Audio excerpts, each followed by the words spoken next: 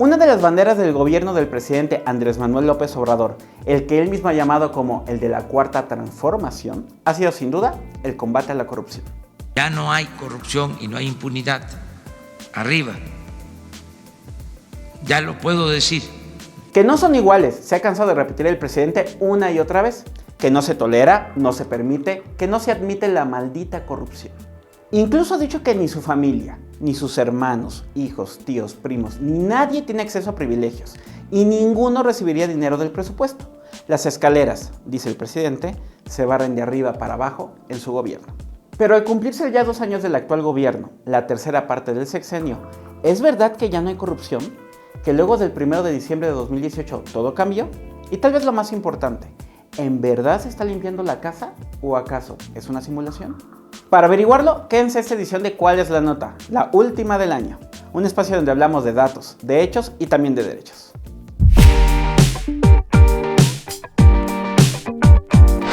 Partamos de lo más obvio. ¿Se acabó la corrupción con la llegada de la Cuarta Transformación? ¿Se acabaron los conflictos de interés, los amiguismos, el tráfico de influencias y demás males que alguna vez don Enrique Peña Nieto dijo que eran casi culturales? He dicho que el tema de la corrupción es un asunto de orden a veces cultural, que es un flagelo de nuestras sociedades, especialmente latinoamericanas. Pues no, la respuesta claramente es no.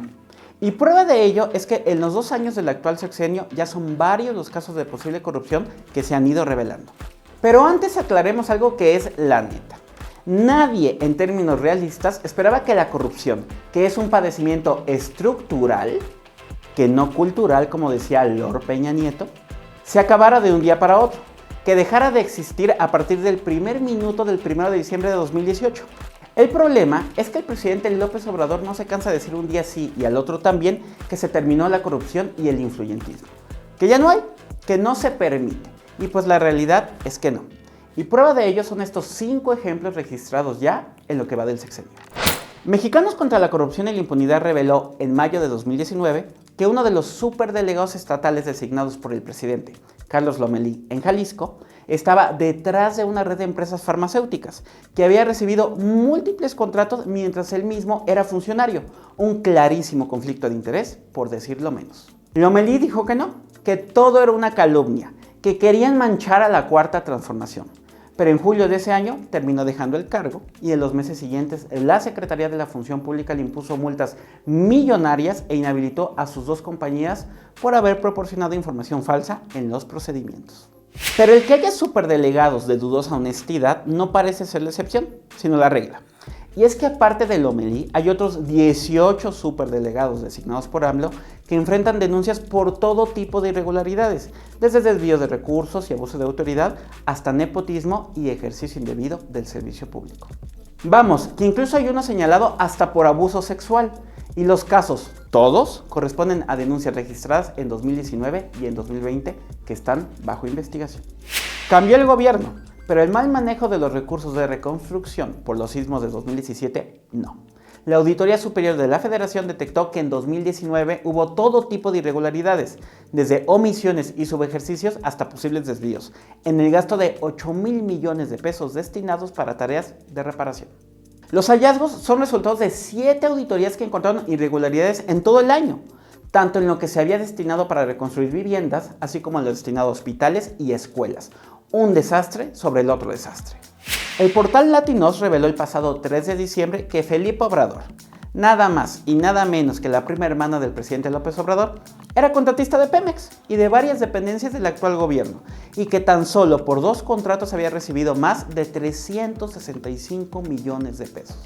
Luego de conocerse la noticia, el presidente reiteró que su posición era muy clara, que estaba en contra de que sus familiares recibían dinero del erario, pero dijo que no sabía que esto había ocurrido.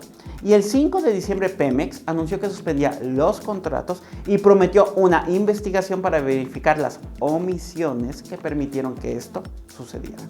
Y en un hecho muy reciente, del que todavía falta conocer las repercusiones, una empresa transnacional de nombre Vitol confesó en Estados Unidos que había pagado más de 135 millones de dólares en diversos países, entre ellos México, para obtener contratos públicos.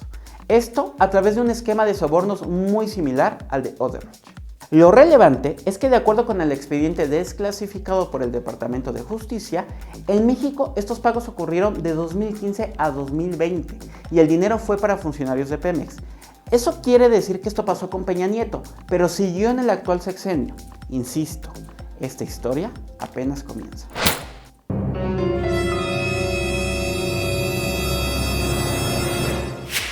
Ahora amigos, ya dijimos que el que la corrupción se acabe de un día para otro no es fácil, pero vamos a un punto más importante.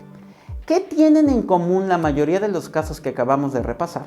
Bueno, pues que no los descubrieron o reportaron las instancias anticorrupción del actual gobierno, sino que, como sucedía antes, son revelaciones producto de investigaciones de organizaciones o de medios de comunicación.